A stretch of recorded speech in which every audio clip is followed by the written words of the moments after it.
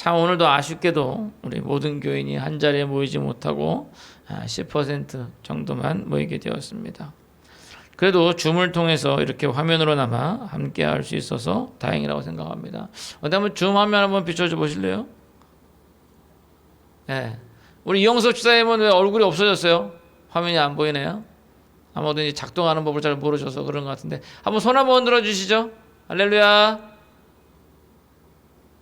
네. 박준장 선생님 안 들리시나 봐요. 아주 수줍게 이렇게 손 흔들어 주세요. 감사합니다. 좀 아쉽게도 좀 안 들어오신 분들이 꽤 계신데 뭐 기술적인 문제인지 아니면 무슨 문제가 있는지 모르겠습니다만 모두 반갑습니다. 바라기는 속히 코로나가 종식이 되어서 모든 분들이 이 자리에 함께 할 수 있게 되기를 소원합니다. 약간 하우링 있는 것 같은데 모니터 볼륨 좀 줄여주실래요? 네. 우리가 지난 1월 올해 씨 뿌리고 물 주는 교회라는 그런 표어로 이제 올 한 해를 시작했는데 벌써 이제 8월 마지막 주를 지나 다음 주가 되면 9월이죠. 이 올 한 해도 거의 이제 마무리할 때가 다 되온 것 같습니다. 이게 뭐 사실은 이제 좀 있으면 추석이고요. 추석 지나면은 추수감사절 있고 추수감사절 지나면은 성탄절이에요. 그러면 이제 올 한 해 끝난 겁니다. 세월 참 빠릅니다. 제가 볼 때 시간은요, 이 가속도가 있는 것 같아요. 처음에는 좀 이렇게 늦게 가다가 어느 정도 되면 이제 막 순간적으로 막 가는 것 같아요. 그러니까 어렸을 때는 시간이 왜 이렇게 안 가나 그러다가 이제 나이 먹으면은 시간이 왜 이렇게 빨리 가나 그러잖아요. 아무튼 그런 가속도가 있는 것이 아닌가라는 그런 생각이 듭니다. 사실상 코로나19로 인해서 뭐 하는지 모르게 그냥 한 해가 뚝딱뚝딱 가버리는 것 같아요. 그죠? 사실 지난해의 경우에는 그래도 다들 이제 조금만 참으면 된다. 백신이 곧 나온다. 치료제가 곧 나온다. 뭐 이제 이러면서 한 해를 보냈습니다. 물론 이제 연초에는 뭐 그냥 백신 이런 거 상관없이 빨리 이제 끝난다. 바로 이제 끝난다라고 하면서 그래서 이제 학생들 개학도 막 미루고 그랬잖아요. 그러다가 이제 한 학기 다 지나서야 이제 2학기 때부터 개학을 해가지고 그것도 이제 온라인으로 그렇게 했던 기억이 납니다. 아무튼 그렇게 조급해하면서 훌쩍 1년이 지나갔는데 근데 올해는요 뭐 그때 기대했던 그 백신이 나왔음에도 불구하고 오히려 지금 확진자 수는 작년보다 더 많은 그런 확진자 수가 나오고 있죠. 이제 그러다 보니까 이게 좀 장기화되고 그러다 보니까 사람들 마음이 좀 덤덤해진 것 같아요. 작년에는 대구의 신천지로 인해서 하루에 700명, 800명 나올 때 막 다들 뭐 난리가 났잖아요. 마치 나라 망하는 것처럼 엄청나게 뭐 이슈가 되고 막 뉴스 뭐 이런 데서 뭐 대서특필하고 막 그랬어요. 근데 지금은 뭐 1,800명, 2,000명 뭐 이래도 단위 자체가 틀리죠. 게다가 뭐 델타 변이 같은 그런 백신도 뚫고 나오는 변이 바이러스 등장으로 그래서 지금은 백신이 무슨 소용이 있냐는 백신 무용론까지 나오고 있습니다. 엊그제 이제 뉴스에 보니까 조만간 코비드 22가 나올 거다. 코비드 22. 지금은 이제 코비드 19잖아요. 코비드 19인데 지금까지 나온 백신들이 다 쓸데 없어지는 그런 코비드 29 변종이 나올 거다라는 그런 얘기도 있더라고요. 그런 이야기들을 들을 때마다 결국 이게 사람의 힘으로는 불가능하구나라는 그런 생각이 듭니다. 사실 여러분 지금 한참 코로나가 세계적으로 이슈여서 그렇죠. 코로나 말고도 얼마나 우리를 위협하는 그런 것들이 많이 있는지 몰라요. 우리나라에서요 제가 조사를 해보니까 연간 교통사고로 사망하는 사람들이 5,000명이 넘대요. 5,000명. 그나마 계속 5,000명이 넘다가 작년하고 재작년 5,000명 밑으로 떨어졌다 그러더라고요. 근데 작년 재작년 다 합쳐서 우리나라 코로나 사망자 수가 몇 명인 줄 아세요? 2,276명. 그러니까 여러분 코로나 걸려서 죽는 것보다 교통사고로 죽는 게 배나 더 많다는 거예요. 코로나 사망자는 1, 2년 합친 거잖아요. 1년하고 지금 8개월 합쳐서 지금 2,276명인데 교통사고로 죽는 사람은 1년에 한 해에 5,000명 이상 죽는다는 거예요. 그 다음에 교통사고 말고 그냥 산업재해로 인한 그런 사고 사망자가 2019년 통계해 보니까 2,020명이 나왔어요. 그러니까 1년으로 치면 코로나로 죽는 사람보다 산업재해로 죽는 사람이 더 많은 거예요, 사실은. 그러니까 결국 코로나 말고도 생명을 위협하는 것들이 너무나 많이 있다는 거예요. 코로나 끝난다 그래서 다냐? 그렇지 않다는 거예요. 우리 생명이 위협되는 게 많이 있다는 거예요. 뭐 사고뿐만 아니라 질병으로 죽는 사람들도 있죠. 예? 아무튼 여러 사람들이, 그러니까 코로나보다 더 많은 수가 있다라는 거예요. 즉 우리 사회에 있어서 이러한 위험들이 많이 있다. 그것은 뭐예요? 코로나가 해결되어도 수많은 사람들의 생명이 위협받고 있는 것이 바로 지금 우리 사회의 현실이다라는 거죠. 이런 상황 속에서 우리는 생사화복을 주관하시는 하나님을 찾을 수 있어야 되는데, 근데 지금 이 시대는 점점점 그 하나님으로부터 우리를 자꾸만 떨어뜨려 놓으려고. 하나님 중심이 아니라 인간 중심. 인간들끼리 잘 살자. 인간들끼리 뭘 해보자. 막 그러는 거죠. 결국 잘못된 길로 우리를 인도하고 있는 거예요. 그런 가운데 우리 믿음의 사람들은요, 예레미야와 같이, 다니엘과 같이 우리 믿음을 지키고 지금 인간 중심으로 올라가는 이 패역한 세대로부터 우리 자신을 지키고, 그리고 이 세대를 하나님께로 이끌어갈 수 있어야 된다라는 겁니다. 그런 차원에서 우리는 연초에 우리가 세웠던 이 씨 뿌리는 교회, 물 주는 교회라는 이 표를 다시 한번 굳게 붙잡고 하나님의 말씀의 씨를 이 세상에 뿌리고 사랑으로 섬김으로 물을 줘 하나님 나라의 거대한 나무를 키워가야 된다는 거예요. 그래서 이제 우리가 네 가지의 주제가 복음의 씨앗을 심자, 사랑의 씨앗을 심자, 봉사로 물을 주자, 말씀으로 물을 주자. 그래가지고 지금 계속 저 내용을 가지고 1년 동안 계속 설교를 해왔습니다. 그래서 지금 계속 섬김에 이 봉사에 물을 주자라는 주제로 계속 설교를 해야죠. 그래서 우리가 어떻게 서로 섬김으로 물을 줄 것인가. 그래서 뭐 어떻게 나그네를 섬기고 또 어떻게 물질로 섬기고 하는 것에 대해서 계속 이야기를 나누었어요. 오늘은 이 그렇게 예수 그리스도에 의해서 뿌려져 세워진 교회에서 우리가 어떻게 섬김으로 물을 줄 것인가 하는 것을 좀 더 구체적으로, 좀 이렇게 세부적으로 가르쳐주는 본문입니다. 바라긴 이것을 통하여서 교회에서 서로 섬기는 방법에 대해서 좀 더 구체적으로 말씀을 나눠 보시기를 원합니다. 나눠 볼 수 있기를 원합니다. 자, 먼저 첫 번째로요, 우리가 서로 가족과 같이 섬기고 가족과 같이 여기고 서로 섬겨야 된다. 오늘 본문 1절에서 2절까지의 말씀을 보시면 교회 내에 여러 사람들이 등장을 하죠. 첫 번째는 이제 늙은 남자와 젊은 남자. 여기 한글 번역에는 보니까 늙은이, 젊은이 이렇게 되어 있어요. 근데 이제 왜 저렇게 번역을 했을까? 아마 저게 이제 표준어인 것 같아요. 표준어. 표준어가 이제 늙은 남자는 늙은이, 젊은 남자는 젊은이 이렇게 표준어 같은데, 그래도 왠지 이제 그런 어느 사회적인 약속이기 때문에 왠지 늙은이 그러면 약간 좀 폄하하는, 약간 좀 저속한 그러한 의미처럼 들려지잖아요.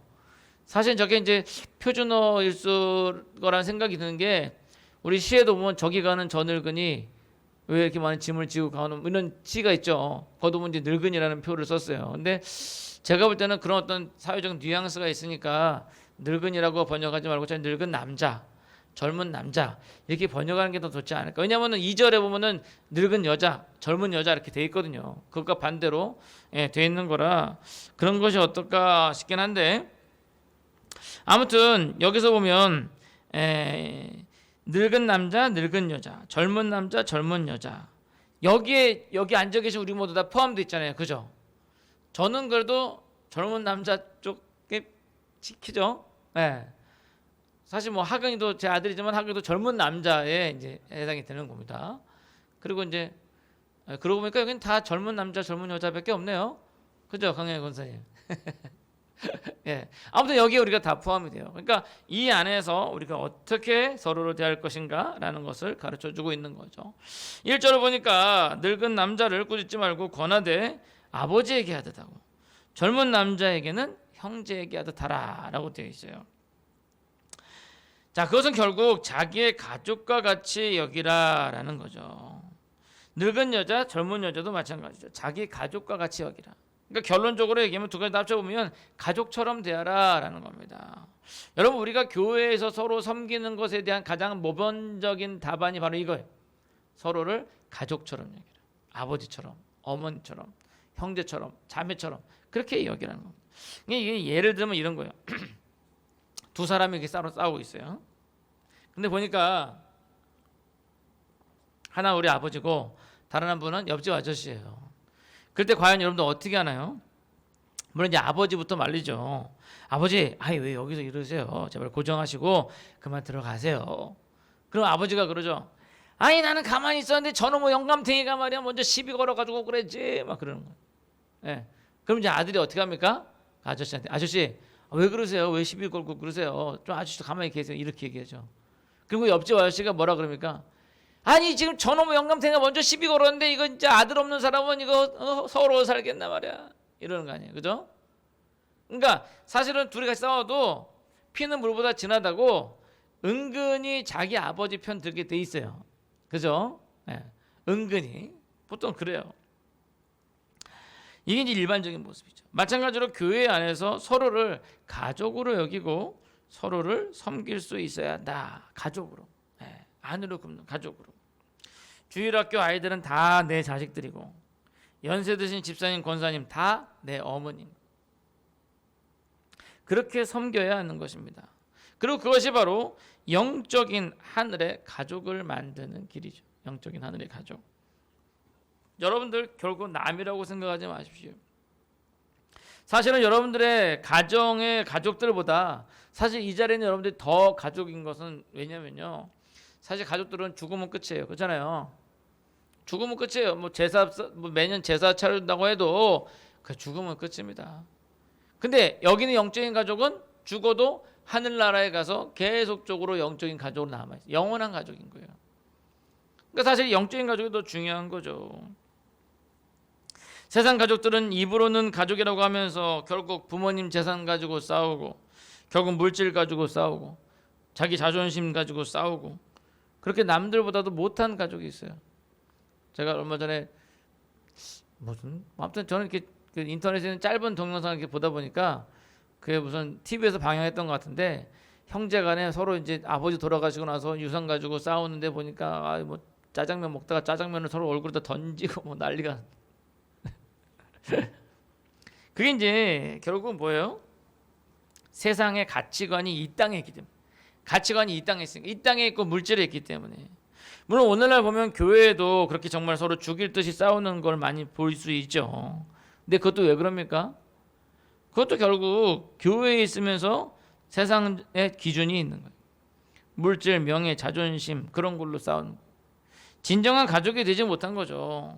제가 전에도 말씀드린 것 같은데 이제 어떤 교회가 보니까 10년도 넘게 싸워요. 네. 지금은 어떤지 모르겠습니다. 아무튼 최근까지도 서로 싸워서 한쪽은 본당에서 예배드리고 한쪽은 식당에서 예배드린다고 얘기 들었거든요. 근데 제가 이해가 안 되는 거예요. 아니 그럴 거면 차라리 나가서 새로 개척을 하지. 새로 개척해서 교회를 세우지.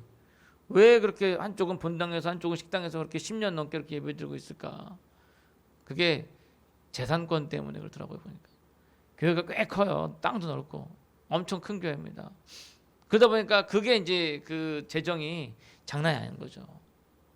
그러니까 이제 거기서 나가면 그걸 포기하고 나가야 되는 거잖아요. 그러니까 못 나가고 있는 거죠. 예. 근데 그 결국 물질 보고 그러는 거 아니에요. 그러니까 교회는 좀 물질에 좀 초월했으면 좋겠는데 너무 이제 그런 부분에 이제 있다 보면 교회가 교회 되지 못하고 가족과 같이 되지 못하고 그렇다라는 거죠. 바라기는 우리 망원중앙교회는 서로를 섬기며 서로 가족인 것을 잊지 마시고 영원한 하늘 가족인 것을 잊지 마시고 서로를 아버지 어머니라 생각하시고 형제 자매라고 생각하시고 또 아들 딸이라고 생각하시고 섬기시는 그 여러분들이 되시기를 간절히 소원합니다. 자, 그리고 3절 5절에서는요 참 과부가 이제 등장하게 되는데 사실상 이 16절까지 교회 내에서 과부에 대한 규례를 계속 말하고 있습니다.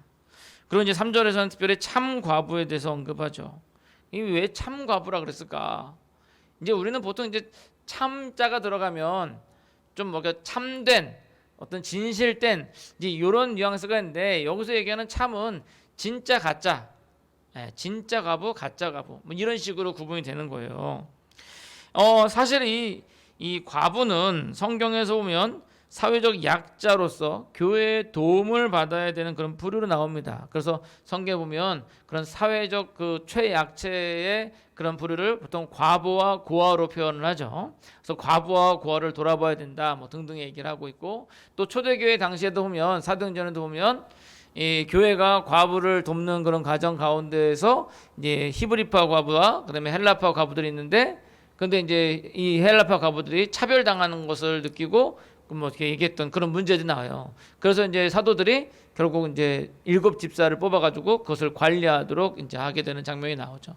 그런 것을 보면 이제 교회가 사실상 이 과부들이 많이 있었어요. 왜냐하면 당시에 소외되고 힘든 그 부류가 과부들이니까 교회가 그 과부들을 품어준 거죠. 그래서 과부들이 많이 있는데, 그러다 보니까 그 과부들이 또 교회에서 많이 봉사를 하고 섬기는 거죠. 그런 일들 하는 가운데에서 봉사하는 직이 많은 과부들이 생긴 거예요. 근데 이 과부들이 보니까 이제 남편이 없다 보니까, 남편이 없으니까 어떻게 돼요? 더 헌신적으로 교회 와서 봉사하는 거죠. 또 반면에 남편이 없다 보니까 어떻게 돼요? 이게 정욕에 이지 못하고 문란한 사람들도 또 있어요. 예? 뭐 그런 문란, 음행하는 사람들도 있고, 그래서 이제 그런 사람들과 구분되는 참 과부, 예, 진짜 과부, 교회에서 인정하는 과부, 그런 과부를 이제 의미하는 것이죠. 그런 차원에서 보면 교회에서 봉사할 수 있는 그런 봉사자라는 것을 이제 우리가 차원에서 보면, 오늘 이 말씀이 우리에게 자신에게도 적용한다 된다면, 우리가 교회에서 봉사하고 헌신할 때 역시 오늘 본문에서 주의하고 있는 것과 똑같이 따라야 된다. 그런 차원에서 우리가 서로 하늘 가족인 것을 인지하시고 서로 섬김과 동시에 두 번째로 뭐냐면 항상 간구와 기도하는 것을 우선해야 한다. 항상 간구와 기도를 우선해야 된다. 오늘 본문의 5절의 말씀 한번 읽어보겠습니다. 5절 말씀 다 같이 읽어볼게요. 시작. 참 과부로서 외로운 자는 하나님께 소망을 두어 주야로 항상 간구와 기도를 하거니와. 즉 우리가 교회에서 섬김하는 데서 가장 중요한 단서가 여기인데 뭐예요? 하나님께 소망을 두어야 된다. 세상과 같이 우리가 월급 받는 것도 아니고요, 또 이걸 명예를 얻는 것도 아니에요. 그럼에도 우리가 헌신하고 봉사하는 것은 결국 하늘 상급을 바라보고 하는 거죠. 하늘 상급을. 그것이 바로 우리의 믿음이에요. 믿음. 믿음에 대해서 히브리서 기자는 정의하기를, 믿음은 하나님이 계신 것과 자기를 찾는 자들에게 상 주시는 이심을 믿어야 할지니라. 즉 하나님을 찾는 자들에게 하나님께서 보상을 주신다는 것을 믿는 거예요. 그게 봉사의 원리예요.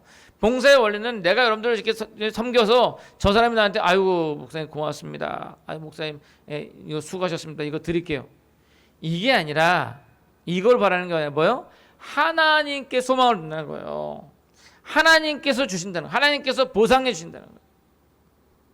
다시 말씀드리면 우리가 여기서 보상을 받는 것이 아니라 하나님께로부터 보상을 받는다는 거예요. 그러니까 우리가 기도와 간구를 하는 거죠. 하나님께 기도와 간구를 하는 거죠. 일하는 사람들은 어떻게 해요? 일하고 난 다음에 회사에서 자, 나 한 달 동안 일했으니까 시급 따져가지고 월급 주세요. 또는 공부 열심히 한 사람들은 어떻게 됩니까? 내가 이렇게 공부 열심히 해서 박사학위 마쳤으니까 박사학위 주세요. 명예 주세요. 권력 주세요. 그러잖아요. 안 주면 데모하잖아요. 아니 더 많이 달라고 데모하잖아요. 네. 근데 교회 봉사의 원리는 그게 아니라는 거예요. 교회 봉사의 원리는 뭐예요? 하나님께로부터 받는 거예요. 하나님께로부터. 그렇기 때문에 하나님께 달라 그러지 하나님 주세요라고 달라 그러는 거예요. 네. 그게 바로 교회 봉사의 원리다라는 겁니다. 또한 우리가 섬길 때 우리 힘이 아닌 하나님의 힘을 통하여 섬길 수 있는, 쉽게 말씀드리면 하나님의 것으로 하나님의 자녀들을 섬기게 되는 거예요. 그래서 우리가 간구하고 기도할 때 하나님께서 우리에게 주시기에 그것을 가지고 우리의 자녀들을, 이 믿음의 자녀들을, 믿음의 형제들을, 믿음의 부모들을 섬기는 거예요.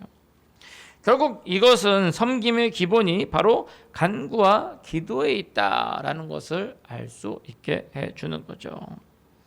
여러분들이 교회에서 제대로 된 섬김을 하시고 싶으시다면 먼저 하나님께 간구하시고 기도하십시오.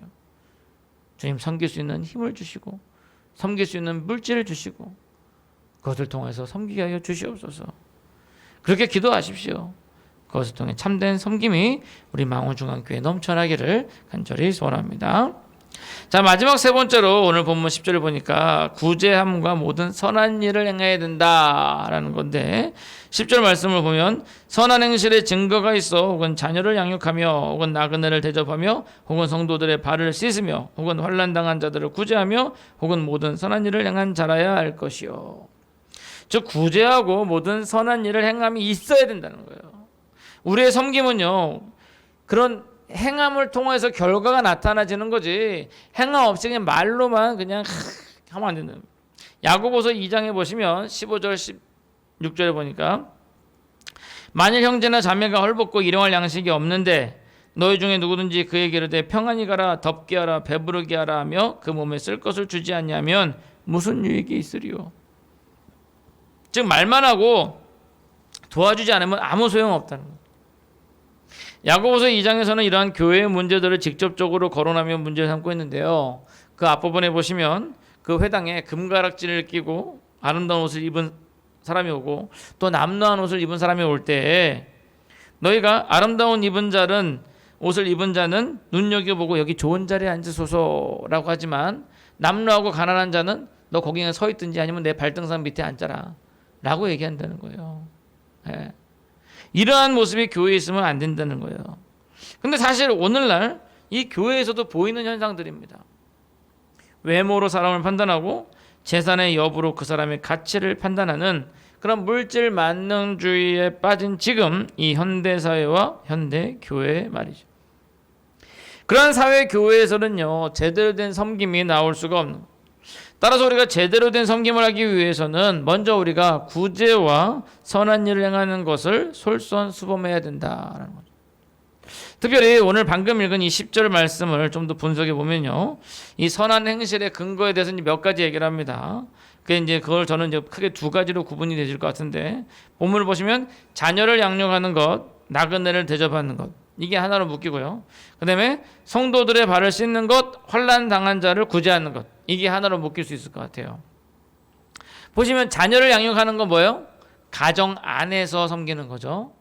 그 다음에 나그네를 대접하는 거, 가정 밖에서 섬기는 겁니다. 그죠? 그 다음에 성도들의 발을 씻는 거, 교회 안에서의 섬김을 의미하는 거죠. 환난 당한 자를 구제하는 것, 교회 밖에서의 섬김을 의미하는. 그러니까 두 개의 불은 하나는 가정과 교회, 그 다음에 불은 뭐예요? 안과 밖. 다시 말하면 안과 밖에서 모든 선한 일을 행했는, 가정 안에서든지 가정 밖에서든지 교회 안에서든지 교회 밖에서든지 우리는 안팎으로 돌아봐야 된다라는 겁니다. 그런 차원에서 교회는 교회 안에 성도들을 돌아보고 또한 도움이 필요한 성도들에게 물질적이든 영적이든지 도울 수 있어야 되고, 뿐만 아니라 이 사회에 도움이 필요한 그런 사람들에게 물질적이든 영적이든 또한 도움을 줄 수 있어야 됩니다. 그것이 바로 하나님께서 교회에게 주신 섬김의 사역이다라는. 어떻게 생각하면 우리는 그렇게 이 사회에 하나님 나라에 물을 주는 거예요. 전에도 말씀드렸지만 물을 주는 거 마치 그냥 땅에다 물을 버리는 것 같이 보이잖아요. 예? 저도 이제 수도 틀어가지고 계속 화분에다가 물을 주지만, 이제 땅에다가 물을 주지만 맨 땅에다 그냥 물 붓는 것 같잖아요. 물 낭비인 것처럼 보이잖아요. 그러나 물만 주었을 뿐인데 나무는 우리에게 열매를 줘요. 정말 물 잘 줘가지고 키운 그런 사과나무, 대나무, 수박나무 이런 거 먹으면 얼마나 달고 맛있습니까? 예. 물만 줬을 뿐인데. 물론 이제 거름도 주고 막 가꾸기도 하겠지만, 그러나 사실은 좋은 땅은요, 거름 특별히 안 줘도 나무 심고 물만 줘도 잘 자라요. 그죠? 그리고 열매도 되게 달고 맛있어요. 예. 마찬가지로 쓸데없는 낭비처럼 보이는 그런 선행이라도 하나님께서는 그것을 통해서 열매를 맺을 수 있도록 해주신다라는 겁니다. 바로 교회 안과 밖에서 말이죠. 바라기는 교회 안과 밖에 어려움을 당한 자들에게 신경 쓰고 돕는 것, 그렇게 선행을 베푸는 것을 통하여서 하나님 나라의 섬김의 모습이 채워질 수 있는 그런 우리 망원중앙교회 여러분들 되시기를 간절히 소원합니다. 이제 말씀을 맺고자 합니다.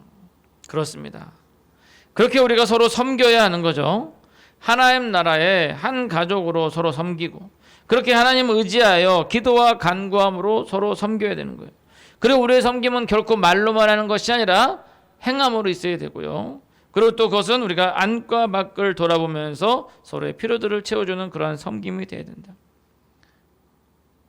그리고 그렇게 섬김으로 물을 줄 때 결국 하나님의 나라라고 하는 이 거대한 나라가 자라게 되는 거죠. 그리고 그것이 열매를 맺어서 결국 그 열매들이 우리에게 다시 돌아오게 되는 것입니다. 이것이 바로 하나님 나라의 원리예요. 하나님 나라의 원리. 이 세상에서의 원리는 나만 아니면 돼. 나만 잘 살고 잘 먹으면 돼. 근데 결국 그게 뭐야? 자기중심, 이기주의의 기본이 깔려있는. 아이 목사님, 우리 가족을 위해서 그런데요. 우리 가족도 내가 들어가 있는 거 아니에요. 그것도 이기주의예요. 우리나라가 전체적으로 잘 살면 우리나라라는 것도 역시 마찬가지예요. 우리 1인칭 복수란 말이죠. 그것도 이기주의예요. 그런 걸 요즘 날 뭐라 하면 집단 이기주의. 집단 이기주의라는. 여러분 얼마 전 미국이 아프가니스탄에서 미국 군대를 뺐어요. 철수시켰어요. 그러자마자 바로 탈레반이 들어와가지고 아프가니스탄을 정복을 해버렸죠. 사실 어떻게 보면 여러분 미국이 왜 미국 군인을 아프가니스탄에서 뺐을까요? 자국의 이익이 안 되기 때문에. 그러니까 미국이 지금 정책을 바꿨어요. 자국의 이익을 우선하자라는 정책으로 바꿨어요. 결국 뭐 그것도 집단 이기주의라는 거죠. 사실 미국은 성경에 손을 얹고 대통령이 선언하는 그런 기독교 국가입니다. 청교도들이 세운 나라예요. 그러다 보니까 남을 돌볼 줄 알고 그런 데였는데 지금은 변한 거예요. 변한 거예요. 나부터 먹고 살자. 그 결과가 지금 나타나는 거 아닙니까? 세상이 바로 그렇다는 거예요. 그러나 교회는 하나님 중심의 말씀 중심의 원리로 끌고 와야 돼요. 교회가 세상 원리 따라가면 안 됩니다. 손해를 보는 것 같아도 무시를 당하는 것 같아도 적어도 하나님께서 살아서 역사하시는 분이다라는 것을 믿는 사람이라면 그 하나님께서 지금 우리 모든 것들을 보고 판단하시며 보응하신다라는 것을 믿는다면 우리는 과감히 이 손해를 감수할 수 있어야 하는 것입니다. 왜냐하면 우리에게 주어지는 하나님 나라의 축복은 지금 현세의 어떤 것들과 비교해도 이 비교조차 되지 않는 엄청난 가치를 가지고 있기 때문이죠. 어떻게 보면 지금 이 코로나19 시대에 교회가 더욱더 이러한 기본부터 제대로 지킬 수 있어야 할 것입니다. 왜냐면요, 사실상 아직 실감되지 않고는 있지만요, 이 코로나19의 여파는 좀 더 오래 지속이 될 겁니다. 아마 코로나가 종식되어도 제가 개인적으로 판단할 때 코로나가 종식돼도 그 이후에도 문제가 심각해져요. 왜? 지금 벌써 이 장기가 된 이 코로나, 이 거리두기로 인해서 지금 벌써 이미 많은 음식점들, 많은 뭐 PC방들, 뭐 또 체육시설들 문 닫았어요. 폐업했어요. 근데 그들이 폐업을 결정하기까지 얼마나 어려움이 있었을까요? 그렇잖아요. 장사는 안 되고 빚은 계속 늘어나고 결국 빚이 계속 쌓이다가 어쩔 수 없이 폐업한 거예요. 그럼 그들은 뭐 먹고 삽니까? 그들 집에 다 가정들이 있을 텐데. 여러분, 이런 게 단체가 하나 폐업하면 그 여파는 뭐냐면요, 거기에 일하던 종업원들은 다 어떻게 돼요? 그 사람들도 월급 받을 수 없어지잖아요. 근데 지금은 이제 코로나라는 게 이게 너무 심각하다 보니까 여기에 정신이 막 이렇게 쏠려 있어서 그런 게 아직 실감이 되지 않아요. 근데 제가 볼 때는 코로나 끝나고 난 다음에, 종식되고 난 다음에 이제 이 문제들이 막 불거져 오를 거라는 거, 사회적 문제로. 뿐만 아니라 여러분, 국가가 사실 코로나 문제로 해서 뭐 재난지원금이다 뭐다 다 퍼줬잖아요. 국고가 바닥에 났어요. 국고가 없어요. 나라가 창고가 비어요. 그러면 어떻게 해요? 더 이상 구제를 할 수가 없어요. 게다가 비어진 국고를 채우려면 뭐 해야 돼요? 세금을 많이 걷어들여야 되죠. 그것도 역시 이중고로 다가오게 되는 거죠. 지금 심각한 겁니다, 사실은. 재난지원금 이런 것뿐만 아니라 여러분들 맞고 있는 그 백신들 이거 공짜로 들어오는 거 아니잖아요. 나라가 다 돈을 내고 사가지고 가지고 들어오는 거예요. 그러니까 이게 국고가 채워질 수가 없어요. 빌 수밖에 없어요. 이런 상황입니다. 어쩔 수 없는 상황이에요. 그러면 이 코로나가 딱 끝났을 때 지금은 이제 코로나라는 이유 때문에 이 모든 것들이 좀 허용되어지고 다들 좀 참고 인내하고 있어요. 코로나만 끝나면 좋아지겠지 희망을 가지고 있어요. 근데 제가 볼 때는 코로나가 끝나는 순간부터 이제 이런 사회적인 문제들이 체감이 될 겁니다. 예. 그러면은 이건 뭐 어떻게 할 수가 없어요. 근데 제가 볼 때 그러할 때 교회의 역할이 너무나도 중요하다는 거예요. 국가가 할 수 없고 사회가 할 수 없지만 오직 교회가 할 수 있다라는. 무엇으로요? 바로 섬김을 통해서 말이죠. 진정한 섬김에 물을 버리는 것 같이 줄 때 결국 그것을 통해 하나님 나라의 나무가 세워지게 될 것이라는 거예요. 코로나 딱 끝났을 때 이 사람들 코로나 블루 이런 우울증 이런 것들이 이제 막 터지는 거죠. 막 그런 우울증 이런 것을 영적인 공허함으로 인해서 채워질 수 없는 그럴 때 우리가 복음으로 채우고 또 물질적으로 돕고 하는 부분들이 교회가 할 수 있어요.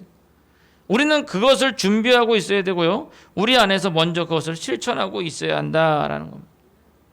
바라기는 귀한 섬김을 통하여서 이 땅에서 하나님의 나라를 실천하는 하늘의 귀한 가족들이 되시기를, 그러기 위해 하나님을 먼저 의지하시는 그런 여러분들이 되시기를 간절히 축원합니다.